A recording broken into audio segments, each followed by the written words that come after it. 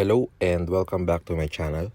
For this video, we will be looking at the high-grade 1/4 scale RX-178 Gundam Mark II A.E.U.G version revived by Star. So this is a knockoff version. At first, when they released the promo images of this kit, I thought that they'll just be making a stray copy of the one made by Bandai. They made some minor modification of their own, at least with the overall looks. But with the mechanics and the articulation, it's just the same with the real one. So as you can see, they've added some sculpted lines for panel lining, just like what JMS did with their own version of Mark II. I have here the Gundam Mark II Revive by Bandai. I don't have the A.E.U.G version, but for those who hasn't seen one, the only difference they have with this are the colors. So notice the difference in the surface of each armor parts. You can see that the Bandai one doesn't have that much sculpted lines. The highly noticeable one that can be captured by my camera are the lines on each side of the legs. But still, when it comes to the texture of the plastic, the Bandai one is still superior. Now looking at the front side, in terms of the overall looks, I think the one made by Star is much better. Notice also the difference of the front skirts. Now let's try looking at them a little bit closer. So for me at least, I think Star made a better work in terms of the smaller details. Let me get another Gundam Mark II in my collection. So I have here the JMS version of the Gundam Mark II. See those sculpted lines? They don't have the similar look. We can say that both manufacturer made their own design. At the front side of the legs, you can see that Star has some more sculpted lines. Even on the upper legs and the skirts. Let's take a closer look. The JMS one has a longer Vulcan pod antenna. When you look at them, you may think that they have the similar look. Now let's talk about the plastic quality. For me, it doesn't really feel cheap at all.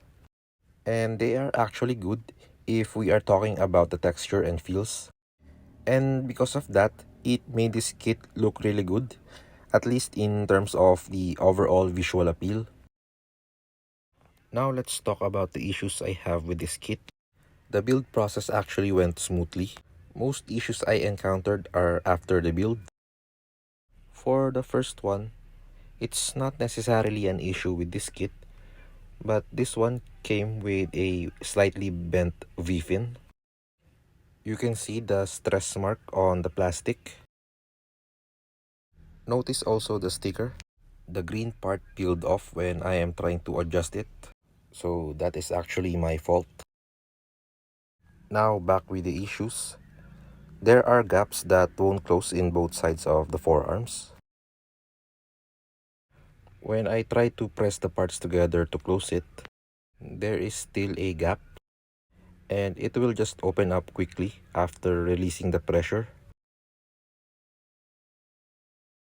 So no matter how much I try to press it, it will just open up real quick. Maybe I will need to trim some bits of the plastic. For the next one, this is actually the major problem I have with this kit. With just a little shake, the lower half tends to pop off easily, like there is no friction at all. Also for the lower portion of the legs, they tend to pop off easily even with just a little push.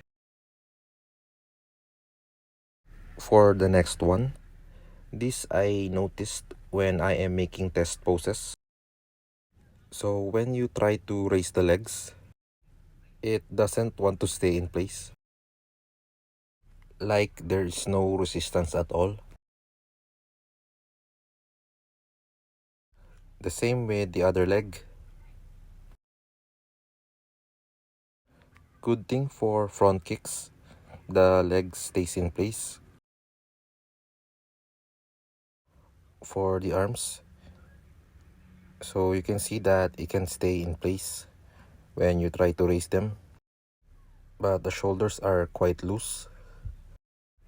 I guess it's the polycaps that causes most of its problems, which can be easily fixed with just a minimal modification. For the articulation, it's just the same with the two Gundam Mark IIs I've shown earlier. So I'll just do it here real quick.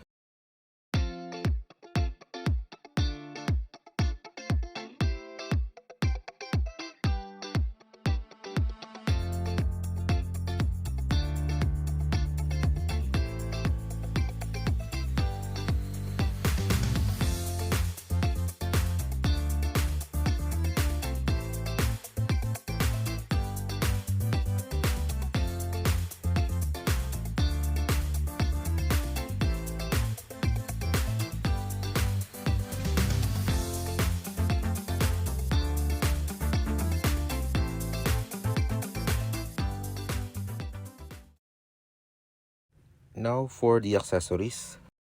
It doesn't come with alternate hands, only these two weapon holding hands.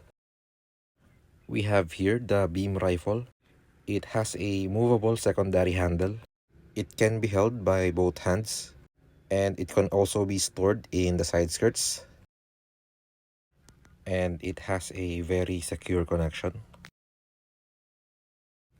Next one we have here is the Hyper Bazooka. The handle can be swinged forward and back. Can also be held by both hands. And it can be stored in the back skirt.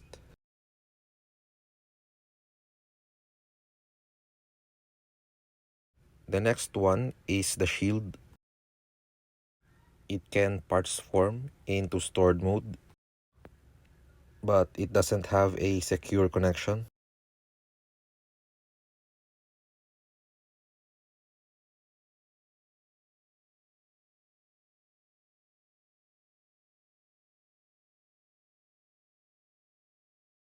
And it also comes with two connectors. So this one goes into the peg hole. And this is the other one. The shield is mounted on the back side of the left forearm.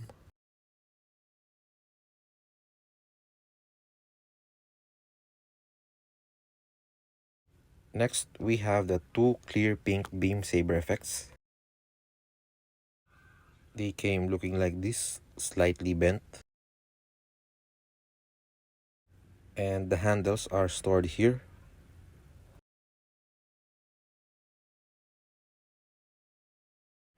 It's kinda difficult to put this in, so you have to be careful or else you'll break the peg. Now let's try removing it. Okay, so the beam saber effect is still intact. Now let's put the handle back. And those are all the accessories. For those who hasn't seen my unboxing video, it comes with an extra runner for the yellow parts, but this one is a more vibrant orange colors. So you have different options for building this kit. Notice that for this runner, the V-fin is not bent, but I don't think it will look good if I place the orange V-fin. Actually, I don't think that it will look good if the yellow parts are replaced with vibrant orange parts. And finally, it also comes with water slide decal sheet. Now let's try mounting the beam rifle.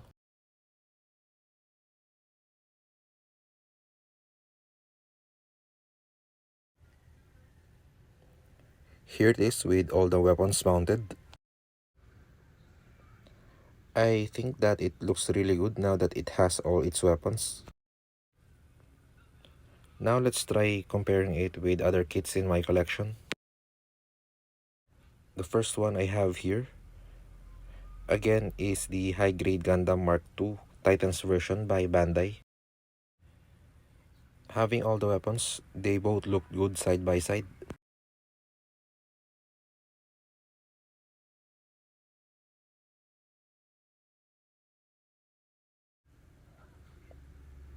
Next one we have here is the Gundam Mark II by JMS.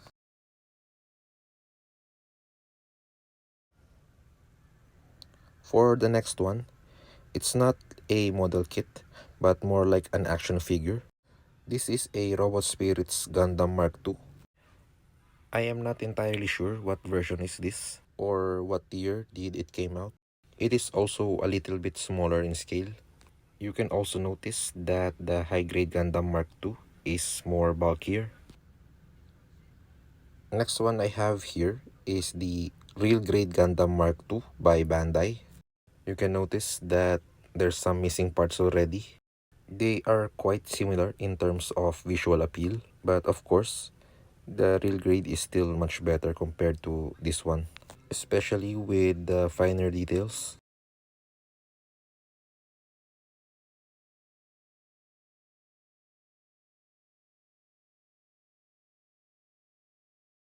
The next one I have here is another model kit made by Star. It is the high-grade Impulse Gundam. In terms of their overall looks, you may think that the Gundam Mark II is much better compared to the Impulse Gundam. But in reality, it's the Impulse which is actually much better. It doesn't have that much loose parts, and it is entirely better in terms of posability. And that is it for the comparisons. As we head towards the end of this review, I don't necessarily recommend getting this kit, especially if you're just a beginner. So I'm just gonna give this a rating of 7 out of 10. I rated it not too low because it looks visually appealing and it's still good for display, and I did not encounter that much issues during the build. But of course, if you have the means to get the Bandai one, I'd still suggest getting that.